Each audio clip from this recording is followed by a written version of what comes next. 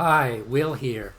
Today I'm going to explain 3 unspoken reasons why permanently leaving Canada or the USA or these so-called first world nations is a game changer for your life. My videos don't just identify problems, but also provide real detailed solutions.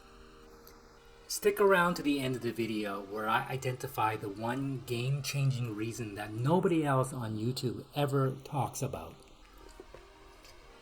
My videos are made for those who are finishing school, mid-career professionals, or prospective retirees who are looking for better options for life. I'll be dropping 2 videos per week on this channel where I detail the precise strategies, solutions to generating a stable, recurring income to finance this exciting lifestyle. If you have questions, please comment below and subscribe to support my channel. We'll be launching a Patreon and Discord group soon. Now, let me tell you a little bit about myself. I'm a Canadian that has been living as an expatriate and digital nomad for the last 35 years of my life throughout the Americas, which includes Canada, America, and Central America, and many countries in Asia. Currently, I'm living in the United States, but my career has involved many pursuits that have enabled me to live comfortably and save a lot of money. My channel provides real solutions to changing your life, not just a little, but a lot. I'll show how you can lower your cost of living by more than 60% while increasing your take-home or savings significantly. An example of some of the topics I will be covering are about acquiring income streams without starting from scratch using some get-rich-quick scheme that you see on YouTube. Okay, in this section, I'm going to list the top reasons why there's huge emigration out of these first world countries. In the next chapter, I'm going to talk about my top 3 reasons why leaving Canada or the US or other of these first world nations that nobody talks about and can be a game changer for you. Now let me spend a few minutes to talk about the common already known reasons why leaving the first world nations should be considered strongly. I'm not going to dwell too much on this because you can find videos all over YouTube simply by searching why I'm leaving blank your country, and you'll see hundreds of videos. However, here's a quick summary on the reasons. 1. Housing costs. Inflation. As you've noticed, prices only go up, but they never go down. If you go to your supermarket or a local gas station, you'll notice that prices tend to only go in one direction. The only problem is that they're going faster than your salary. 3. Taxes. Besides the typical goods and service taxes, income taxes, state taxes, federal taxes, provincial taxes, etc., there are always new taxes being invented, such as carbon taxes, environmental taxes, digital taxes, and more. It's crazy. Salary and pay, especially take-home pay. Where I am from in Canada, incomes have really not increased. And for the same job that someone would do in the US, it is far lower. It doesn't really make a lot of sense. If you're making a lower salary and you have high inflation, high housing costs, what does that entail? That entails disaster. Number 5, government policies. Government policies are failing. In Canada, the need to fund deficit spending is requiring a huge inflow of immigrants that have skills that are not suitable for the Canadian market. And what this results in is housing price increases, and it involves high unemployment.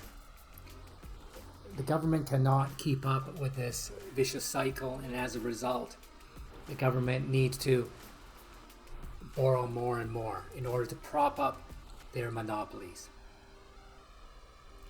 Number 6, social divide.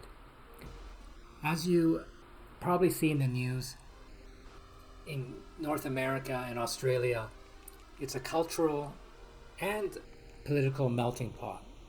Yes, there is some good in this. Number 7, weather. Living in cold weather climates can cause psychological problems such as seasonal affective disorder. When you live in weather that's cold and rainy for more than half the year, it's inevitable that it's going to affect your well-being. It also limits you in what you can do. 30 years ago, when I was a college graduate, the difference between the first world and the second world was huge. Infrastructure, healthcare, safety, banking, employment opportunities, everything was in favor of living in a first world nation. Now, in today's world, I don't know how many of you spend time in countries such as Malaysia, Thailand, or Panama City, or Panama, or Costa Rica, or Japan. Japan's not really a second world nation, but countries that are outside the traditional first world, westernized countries. You'll notice that all these factors and the differences between them simply don't exist anymore. So I'll give you a specific example. If you look at healthcare, it's commonly thought that all the best doctors live or work in the United States, Canada, the UK, Australia, etc. Western healthcare is the best. However, that's not the case. Say for $10,000 or more in the United States. Healthcare costs, as everybody knows, is out of control. In Canada, wait times for procedures like surgeries can be in the years, not days. So healthcare advantages don't exist.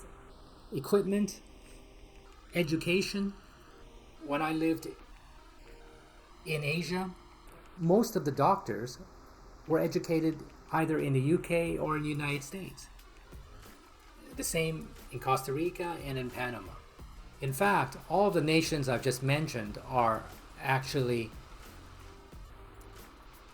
tourism spots for healthcare and for surgeries. So if you want to get a cancer treatment, many people leave the United States to perform this. This medical tourism, as it's called, is something that proves that the healthcare systems in second world nations is actually holistically better than in first world nations.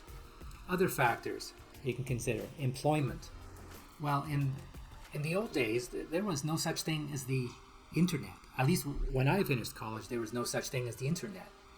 There was no such thing as mobile phones. So there was no way that you could work remotely. A phone call back then would cost up to $5 a minute when I was calling from Japan during peak hours. So with WhatsApp, with messaging, all of that stuff in today's world facilitates and enables employment to be anywhere. So you can work at a job in Thailand, as an example, and get paid a salary that you would earn in the United States. However, you're not sustaining the out of control housing costs, healthcare costs, and other factors. Safety. Okay, back 30 years ago, when there was inadequate technology, I would admit that living in Canada was probably safer than living in a country like Panama. But in today's world, those differences don't exist. In fact, I would argue that it's the opposite, that living in Canada or in a first world is actually more unsafe. All you have to do is to look at the statistics that show and prove this fact. I'm currently living in the United States, and anytime I turn on and read the news, all I see is bad news regarding crime, drunk driving, deaths, homicide, etc. It goes on and on and on. I'm not here to talk about bad news, but this is the reality. When I traveled and lived in Japan, it would be extremely rare to ever hear about even a crime, but a serious crime, like armed robberies. An armed robbery in a Western nation is as common as a car accident. It happens all the time, all day long. It's nothing unusual. As you can see with retail theft, it's totally out of control to the point that it's actually organized. It's actually become an industry, an organized industry. So I would argue that all of these factors are not to the advantage of the first world nations. And banking. It used to be that the banking infrastructure, financial infrastructure was very poor in second world nations.